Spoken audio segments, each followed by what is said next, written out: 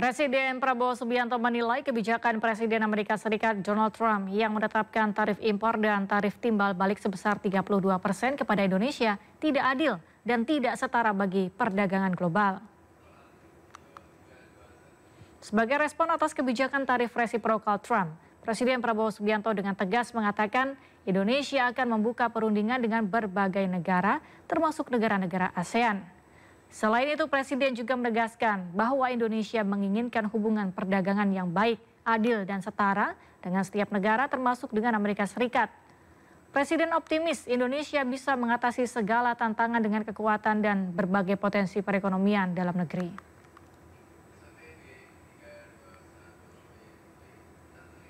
Dengan semua negara, kita akan juga buka perundingan sama Amerika. Kita akan menyampaikan kita ingin hubungan yang baik. Kita ingin hubungan yang adil. Kita ingin hubungan yang setara. Jadi kita tidak ada masalah. Resiprokal. Jadi apa yang mereka minta, kalau masuk akal, wajib juga kita hormati. Ya.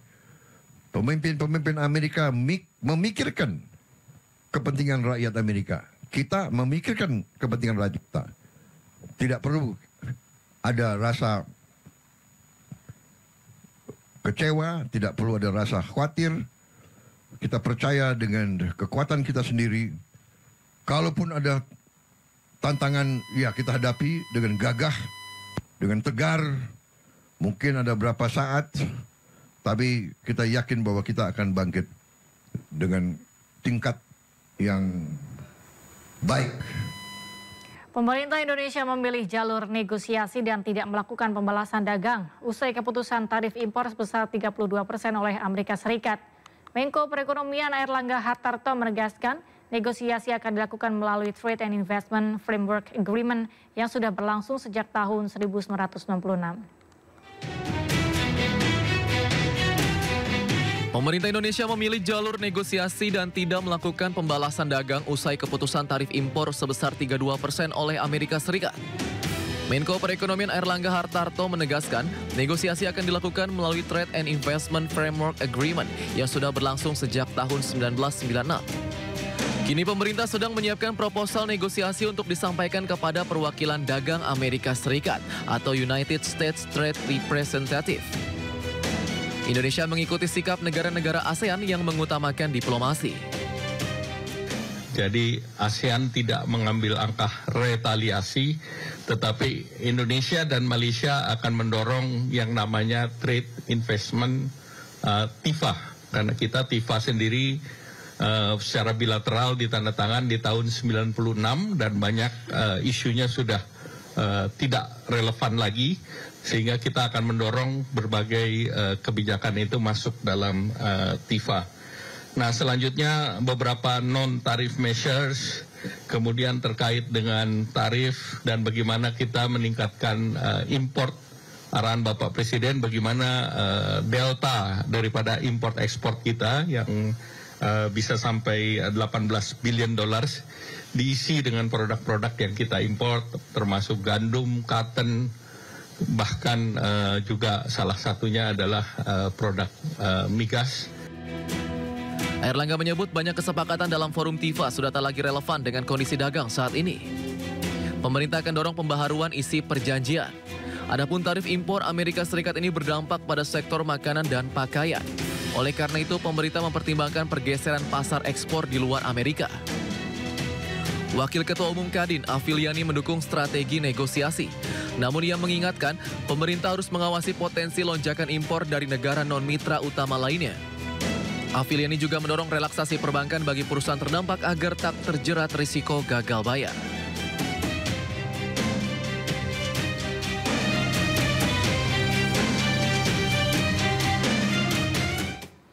Pemerintah Indonesia sebenarnya telah menyiapkan sejumlah kebijakan untuk menghadapi kenaikan tarif impor AS dan berikut sejumlah jurus jitu pemerintahan Prabowo Gibran menghadapi kenaikan tarif impor Amerika Serikat. Indonesia mengambil langkah perluasan perdagangan.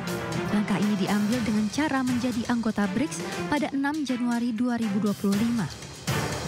Tidak hanya BRICS, Indonesia juga menjalin kerjasama multilateral dengan negara-negara yang tergabung dalam Regional Comprehensive Economic Partnership. Indonesia juga sudah menjadi negara OECD dan terus memperluas pembahasan perjanjian dagang dengan Asia Pasifik, Uni Eropa, dan Eurasia.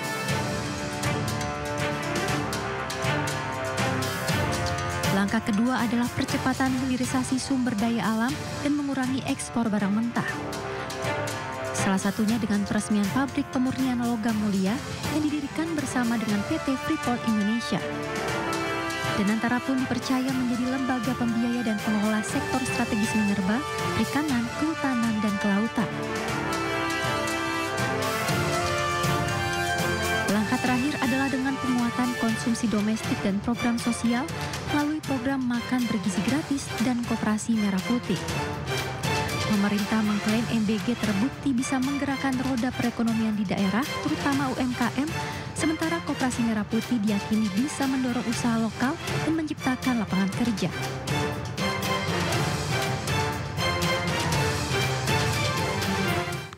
Presiden Prabowo Subianto bertemu dengan Perdana Menteri Malaysia Anwar Ibrahim. Pertemuan membahas diantaranya terkait dampak kebijakan tarif resiprokal yang diterapkan Amerika Serikat. Pertemuan antara keduanya berlangsung di Kompleks Seri Perdana Putrajaya Malaysia pada Minggu 16 April 2025. Pertemuan ini dia bagikan dalam akun Instagram Anwar Ibrahim. Keduanya bertemu untuk membahas sejumlah hal, diantaranya adalah dampak tarif resiprokal yang diterapkan Amerika Serikat. Tidak hanya itu, keduanya juga membahas soal misi kemanusiaan untuk korban bencana gempa di Myanmar.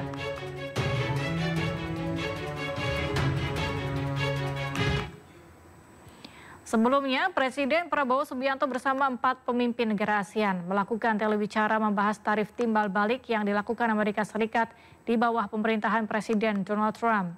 Telewicara dilakukan Presiden Prabowo Subianto dengan Perdana Menteri Malaysia Anwar Ibrahim, Sultan Brunei Hassanal Bolkiah, Presiden Filipina Bongbong Marcos, dan Perdana Menteri Singapura Lawrence Wong.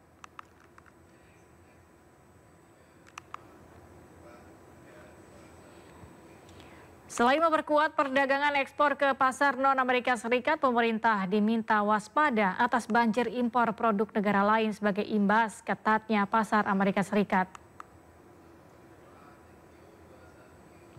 Peneliti Indef Ahmad Heri Firdaus mengungkapkan bahwa dampak kerambatan dari kebijakan tarif balasan Presiden Donald Trump adalah lonjakan impor yang berasal dari negara lain akibat sulitnya mengakses pasar Amerika Serikat. Heri menjelaskan bahwa ketatnya pasar Amerika akan membuat produk ekspor negara lain menyasar pasar dengan demand yang lebih besar. Untuk itu, Indef meminta pemerintah menyiapkan skema non-tarif barrier seperti mewajibkan produk impor memiliki kemasan bertuliskan bahasa Indonesia. Untuk mengantisipasi itu apa yang harus dilakukan? Yang paling relevan adalah bagaimana kita menerapkan non-tarif measure, ya non-tarif barrier, NTM, TBT, SPS ataupun yang lainnya. Nah, itulah yang kita masih lemah. Itu yang kita masih lemah dan itu cukup relevan kita mau tambah gitu ya. Tapi memang untuk meningkatkan NTM itu agak susah-susah gampang memang ya. Artinya kita nggak boleh diskriminasi. Jadi kita melarang barang kotor masuk ke Indonesia sementara kita sendiri masih bikin. Nah, itu kita nggak boleh. Jadi kita tidak boleh diskriminasi. Kita harus pinter-pinter kalau kita mau bikin NTM. Tapi saya yakin kita masih punya peluang yang banyak untuk menerapkan NTM. Sebagai contoh, untuk kebijakan pelabelan ya, labeling, label produk. Nah, kalau kita lihat di toko-toko di di retail gitu ya, masih banyak produk-produk impor yang tidak ada bahasa Indonesianya. Nah, kalau misalnya ada kewajiban berbahasa lokal kan itu juga jadi NTM ya atau TBT buat bagi kita buat menghadang atau menghadang laju impor yang kemungkinan akan besar.